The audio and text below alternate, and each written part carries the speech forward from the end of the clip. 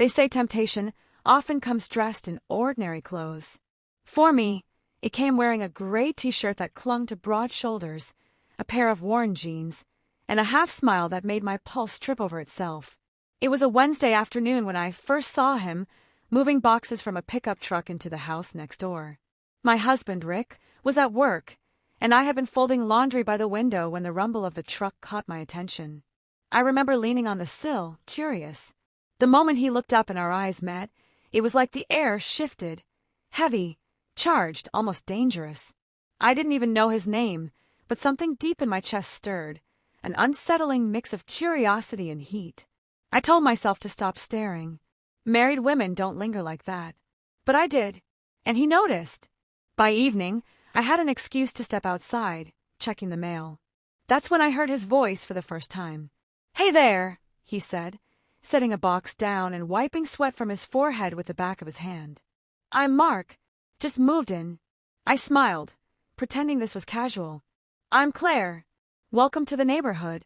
He gave me a once-over, not the rude, obvious kind, but a slow, almost thoughtful look that made me feel exposed. My skin tingled under his gaze. "Thanks. Looks like we're gonna be neighbors," he said. His smile deepened, and I felt my knees weaken just a little. That night at dinner, Rick didn't even ask about the new neighbor. He was too busy scrolling through his phone between bites of lasagna. We barely talked anymore, just the usual. Bills, errands, and the occasional good night before turning our backs to each other in bed. But I thought about Mark. I thought about the way his voice lingered in my ears, the way he had looked at me like he could read something hidden behind my eyes. 2 days later, I saw him again. This time, I was walking back from the grocery store when he stepped out of his garage. He wore a dark baseball cap, and his shirt was damp with sweat, clinging to his chest in a way that made my breath catch. "Need a hand?" he asked, nodding toward the bags in my hands. I should have said no, but instead, I found myself saying, "That would be great." He walked beside me, his arm brushing mine just enough to send a spark racing up my skin. When we reached my porch, he placed the bags down and stepped closer, not too close, but close enough for me to notice the faint scent of cedar and something else I couldn't name. "You and your husband been here long?" he asked, his voice lower now. 8 years, I replied. "You?" 3 days, he said with a grin. "But I think I'm already liking it here." Something in the way he said it made my stomach twist in a dangerous, delicious way. That night, I couldn't sleep. I lay there, staring at the ceiling while Rick snored beside me, thinking about Mark's grin, his voice, the way he stood just a little too close. I felt ridiculous. I was a grown woman, a married woman. But deep down, I knew it wasn't just idle attraction. It was the beginning of something I didn't yet have the strength to stop. The next week, the tension started to grow. It was in the way his eyes lingered when we crossed paths, the way his voice seemed to drop when he spoke to me, the way my heart betrayed me by beating faster every time I heard his truck pull into the driveway. One afternoon, I was out watering the front lawn when he walked over. No pretense this time. No box, no excuse. "Hot day," he said, wiping his forehead again. "Yeah," I replied, pretending to focus on the spray of a hose. He stepped closer. "You know, Claire, I get the feeling you and I might get along really well." I froze, my hand tightening on the hose. His words were simple, but the meaning was anything but innocent. I told myself it was wrong, and it was. But there's something about hearing someone else see you, notice you, when you've been invisible for so long. Rick hadn't looked at me like that in years. Maybe he never would again. I laughed nervously and said, "Careful, Mark. I'm a married woman." He tilted his head, eyes locking with mine. "Yeah," he said slowly, "I noticed. Doesn't change the fact you're beautiful." My heart thundered in my chest. My mouth went dry. I should have told him to stop, to keep his distance. Instead, I felt my lips curve into a smile I couldn't control. That evening, Rick worked late. I sat on the porch, watching the sun sink low, when Mark stepped outside his house. He looked at me for a moment, then leaned against his truck. We didn't speak, but we didn't have to. The silence between us was thick with everything we weren't saying. I knew then that the line between neighborly friendliness and something else entirely was fading fast. And I also knew that if I didn't turn away soon, I wouldn't turn away at all. Maybe that's why you're here, listening to this. Because deep down, you understand what it's like to want something you're not supposed to have. If you do, then you'll want to hear the rest of my story. Trust me, it only gets more dangerous from here. So make sure you like this video and subscribe, because what happened next, well, it changed everything. 2 days later, the moment that pushed us past the point of return came. Rick had gone out of town for work. I was in the backyard, trimming the hedge, when I heard the gate creak. I turned and saw Mark walking in, holding a small paper bag. "Brought you something," he said casually. It was a slice of homemade pie from a local bakery. Sweet, simple, harmless, or at least, that's what it looked like. But the way he held my gaze as he handed it over told me this wasn't about pie. Our fingers brushed as I took the bag. I felt it again, that spark, that silent pull. My breath caught, and for a second, neither of us moved. Then he stepped closer, his voice barely above a whisper. "I like seeing you smile, Claire." And just like that, I felt myself slipping. I didn't know where this was going. I didn't know how far I'd let it go. But as I watched him walk back through the gate, my heart was racing, my hands trembling, and one thing was clear. I had already taken the first step. The step that changes everything. I didn't plan on seeing Michael that night. In fact, after our little moment by the fence the week before, I told myself I'd avoid him as much as possible. I wasn't naive. I knew the way I'd felt when our eyes met wasn't normal for a married woman. I had a husband, a home, a life. But temptation has a way of creeping in quietly, and sometimes it knocks right on your front door. It was a Friday evening, and Mark had just called to tell me he'd be working late again. That made the 5th time this month. I didn't argue. I was too used to it. But the truth? I was tired of eating dinner alone. I was tired of pretending that the empty chair across from me didn't hurt. Just as I was about to heat up leftovers, my phone buzzed. It was a text from an unknown number. "Hey, it's Michael. I got your number from the neighborhood group chat. I made too much lasagna tonight. Want some company for dinner?" I stared at the message, my heart thumping a little faster. My first instinct was to say no. My second was, well, you can guess. Before I could overthink it, I typed back, "Sure. Come over." 5 minutes later, there was a knock at the door. When I opened it, there he was, holding a steaming dish covered in foil, wearing that same easy smile that made me feel warm in places I shouldn't. "Thought I'd save you from eating alone," he said, stepping inside without me even having to invite him. We sat at my small dining table, candles flickering because I'd lit them earlier for some ambience. The lasagna smelled amazing, and I found myself laughing at his stories about adjusting to the neighborhood. He was funny, charming without trying too hard, and every now and then, his eyes would linger on mine just a little too long. Halfway through the meal, the conversation shifted. "So," he said, setting down his fork, "where's your husband tonight?" "Working late," I replied casually, though my voice carried a hint of bitterness I didn't mean to reveal. "That happen a lot?" he asked, leaning back in his chair. "More than it should," I admitted. "But that's marriage, right?" Michael's gaze softened, and for a moment, it felt like he saw right through me. "Or maybe it shouldn't be," he said quietly. I swallowed hard, suddenly very aware of how close we were sitting. The air between us seemed thicker, heavier. "You ever feel invisible?" I asked before I could stop myself. His eyes locked onto mine, and he gave a slow, deliberate nod. All the time, something unspoken passed between us in that moment, something that made my skin prickle. I knew I should get up, clear the dishes, create some space, but I didn't. Instead, I asked, "What about your wife?" He hesitated. "She travels a lot for work. Sometimes I don't see her for weeks." We sat in silence for a moment, the tension practically buzzing in the air. And then, without really thinking, I reached across the table and touched his hand. It was such a small thing, but his fingers curled around mine instantly, holding on like he'd been waiting for it. My pulse raced, and I quickly pulled away, standing up and collecting our plates. I should clean up," I said, my voice unsteady. He stood too, stepping closer. "You don't have to explain," he murmured, his voice low and almost dangerous. "But you should know. I notice you." Those words hit me harder than I expected. "I notice you. When was the last time anyone said that to me?" Before I could respond, he took a small step back, as if reining himself in. "Thanks for dinner," he said, heading toward the door. I followed, my breath uneven. As he stepped out, he paused and looked at me one last time. "Good night, Claire." I closed the door, my back against it, my mind spinning. That night, I lay in bed unable to sleep. Mark came home around midnight, kissed my forehead, and went straight to the shower. He didn't notice the way my body tensed. He didn't notice anything. And maybe, just maybe, that's why I couldn't stop thinking about the man next door. If you're still here, still following along, I need you to hit that like button and subscribe. Trust me, this story is just getting started, and the next part is where things start to get dangerous. The next morning, I tried to shake it off. I went for a jog, cleaned the kitchen, even baked cookies for no reason other than to keep busy. But no matter what I did, my thoughts kept drifting back to him. His eyes, his voice, the way my name sounded when he said it. It was ridiculous. I was a grown woman, not some teenage girl with a crush.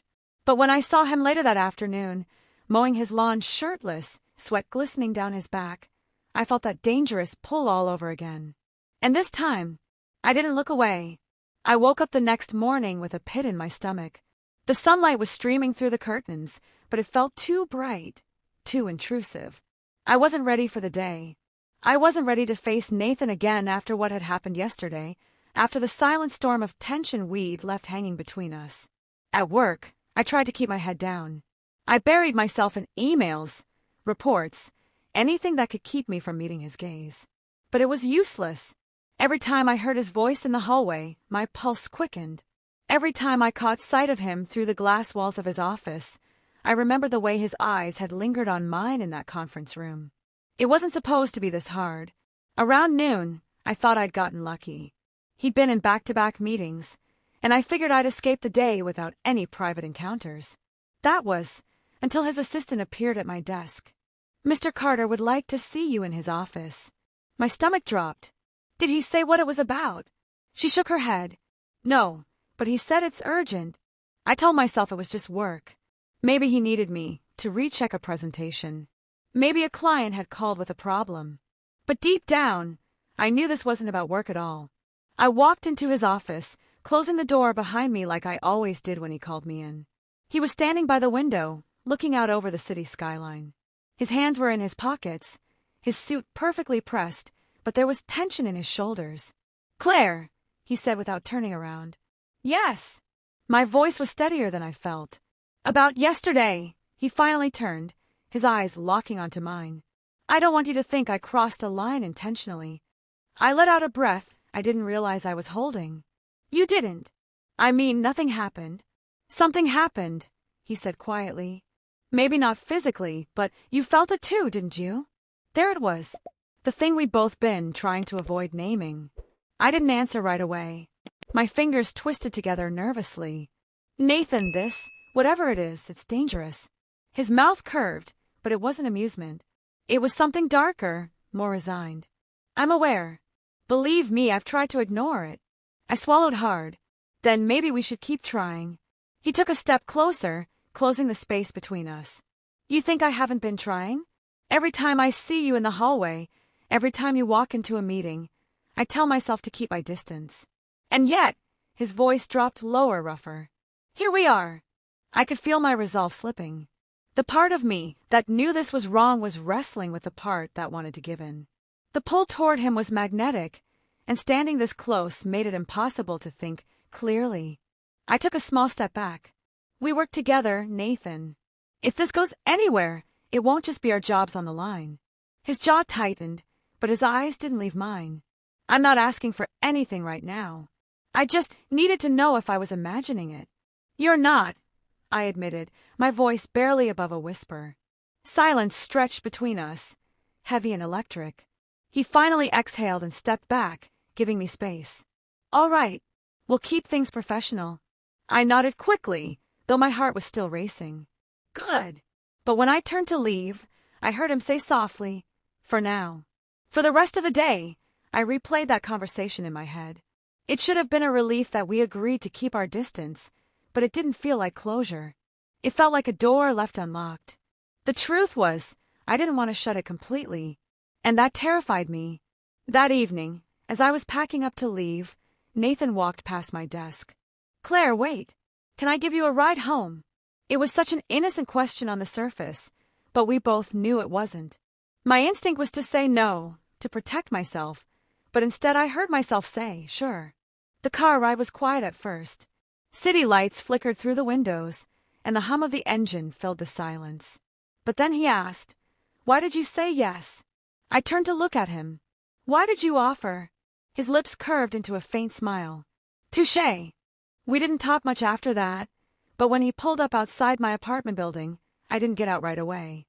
"Thank you for the ride," I said softly. He nodded, but didn't move to drive away.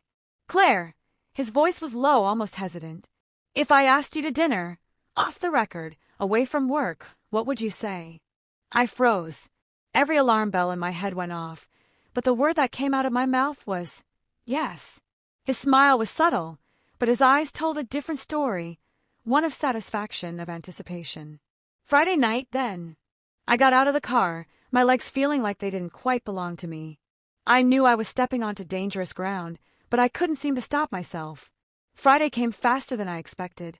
I'd spent all week telling myself I could still back out, but when the day arrived, I found myself getting ready like it was the most natural thing in the world. I wore a simple black dress, nothing too revealing, but enough to feel like I wasn't just going to a work function. When Nathan arrived to pick me up, he looked different. Less like the boss I saw in tailored suits every day, and more like a man on a date. Still polished, still put together, but with a softness in his demeanor. We went to a restaurant I'd never been to before. Intimate, dimly lit, the kind of place where every table felt private. Conversation flowed more easily than I expected. We talked about everything except work. I learned little things about him I'd never known, his favorite books, the fact that he used to play the piano, that he hated coffee but loved the smell of it. Somewhere between the second glass of wine and dessert, I realized I was laughing in a way I hadn't in a long time. He was watching me, really watching me, like he was memorizing every expression. When the check came, neither of us made a move to leave. The air between us felt heavier now, more charged. "I should get you home," he said, but he didn't sound convinced. In the car, the silence was different this time. It was thick with unspoken words. When we reached my building, he parked but didn't turn off the engine. "Claire," he said, his voice rougher now, "tell me to go and I will." I didn't. Instead, I leaned in. And when his lips met mine, it wasn't tentative or hesitant. It was inevitable. The morning of our wedding dawned like any other, the sun filtering softly through the curtains, the air carrying that faint scent of freshly cut grass. My bridesmaids were already buzzing around the house, curling hair, applying makeup, and chattering about how beautiful this day was going to be. On the surface, I smiled and nodded, sipping my coffee, letting them believe I was just another nervous bride-to-be. But inside, my pulse was steady, my thoughts razor-sharp. I wasn't walking into a fairy tale. I was walking into a reckoning. I glanced at my reflection in the mirror. My dress was flawless, a fitted ivory gown with lace detailing, the kind that hugs you in all the right places. My hair fell in soft waves over my shoulders, and my makeup was understated but radiant. If there was a perfect image of a bride, I was it. And that was the point. I wanted no one to suspect that underneath the satin and tulle was a woman carrying a secret sharp enough to cut through steel. By noon, we were on our way to the venue, a picturesque country estate with sprawling gardens and a sunlit reception hall. I'd picked it because it looked like the kind of place where dreams begin. Ironic, really. When I stepped into the bridal suite, my maid of honor, Sophie, handed me a glass of champagne. "One last toast before you become Mrs. Daniel Roberts," she said with a grin. I clinked my glass with hers, swallowing the bubbly liquid like it was water. Daniel, my almost husband, my almost happily ever after, the man who had been sleeping with his mistress, Jenna, for years while coming home to me with the same lips he kissed her with. Sophie left to check on the groomsmen, and I found myself alone for a moment, gripping the edge of the vanity. I'd gone over my plan countless times in my head. I could have confronted him before the wedding, could have saved myself the drama. But no, that would have let him off too easily. The wedding was my stage, and today, everyone would see the truth. The ceremony began like any other. Guests filled the white chairs under the floral arch, The string quartet played softly, and the air was thick with expectation. I walked down the aisle, my arm linked with my father's, my smile as serene as a saint's. Daniel stood at the altar, looking devastatingly handsome in his tailored suit, his eyes crinkling at the corners when he saw me. For a moment, I almost faltered, But then I remembered the months of late-night whispers he thought I couldn't hear, the hotel charges on our bank statements, the perfume on his shirts that wasn't mine. We exchanged vows. His voice trembled slightly when he promised to be faithful from this day forward. I almost laughed. The priest asked if anyone had reason to object, and the silence was perfect. Oh, but the best part was still to come. The reception was a blur of clinking glasses, heartfelt speeches, and first dances. My parents were beaming, his family glowing with pride. I played my part flawlessly, laughing, holding his hand, even kissing him when the cameras were on us. No one knew that just beyond the curtain of joy, the storm was about to break. When it was time for my speech, I stood at the head table, tapping my glass gently to get everyone's attention. First of all, I began, my voice warm and steady, thank you all for being here to celebrate our love. It means more than words can say. I looked at Daniel, giving him a smile that made his shoulders relax. Then I continued. Marriage is about honesty, trust, and loyalty. 3 things that are the foundation of any lasting relationship. I paused, letting the room hang on my words. And that's why, before we truly begin this journey, I'd like to acknowledge someone very special who's been an important part of our relationship for years. Murmurs rippled through the guests. Daniel's brow furrowed slightly. I motioned to the back of the room. Jenna, would you join us? Heads turned. Gasps filled the air as Jenna, dressed in a sleek red dress, slowly made her way forward. The room shifted from confusion to shock as whispers spread like wildfire. I kept my smile intact. Most of you probably don't know Jenna, I said, but she's been close to Daniel for a very long time. In fact, so close that they've shared countless nights together. While I was planning this wedding, they were making their own memories. Daniel's face drained of color. Claire, he began, but I held up a hand. No, darling, let me finish. Today is about truth, isn't it? And what better way to start a marriage than with complete transparency? Some guests were frozen, others glaring at Daniel, a few covering their mouths in disbelief. My mother looked like she might faint. I thought long and hard about whether to cancel this wedding. I continued, my voice never wavering. But then I realized, why should I? Why should I hide the truth from the people who matter most? This day isn't just about love, it's about knowing who you're really marrying. The silence was deafening. Daniel's hands were clenched at his sides, his jaw tight. Jenna shifted uncomfortably, but said nothing. I turned to him, my smile finally fading. So Daniel, here's to us, to the bride who deserves better and the groom who thought he could have it all. I raised my champagne glass. Cheers! And with that, I placed the glass down, turned, and walked away. The guests erupted into a mix of murmurs, gasps, and a few claps from people who clearly understood exactly what had just happened. I didn't look back. I walked straight out of that reception hall, my train trailing behind me like a final goodbye. The summer air hit my face as I stepped outside, and for the first time in months, I felt free. My marriage had ended before it began, but I'd taken back my dignity on my terms. As I reached the car that would take me home, Sophie came running after me. Claire, are you okay? I took a deep breath, the knot in my chest finally loosening. I'm more than okay, I said. I'm finally done. She squeezed my hand, her eyes filled with something between admiration and shock. You know the whole town's going to talk about this for years, right? I smiled faintly. Good. Let them. Let everyone know exactly what happens when you underestimate me. The driver opened the door, and I slid inside, the gown rustling around me. As we pulled away, I watched the venue disappear in the rearview mirror. Somewhere inside, Daniel was probably trying to explain himself, maybe even turning on Jenna. But that wasn't my problem anymore. For the first time in years, my future felt wide open, untainted by his lies, unbound by his betrayal. I didn't know exactly where I was going next, but I knew one thing. I'd never let anyone make me small again.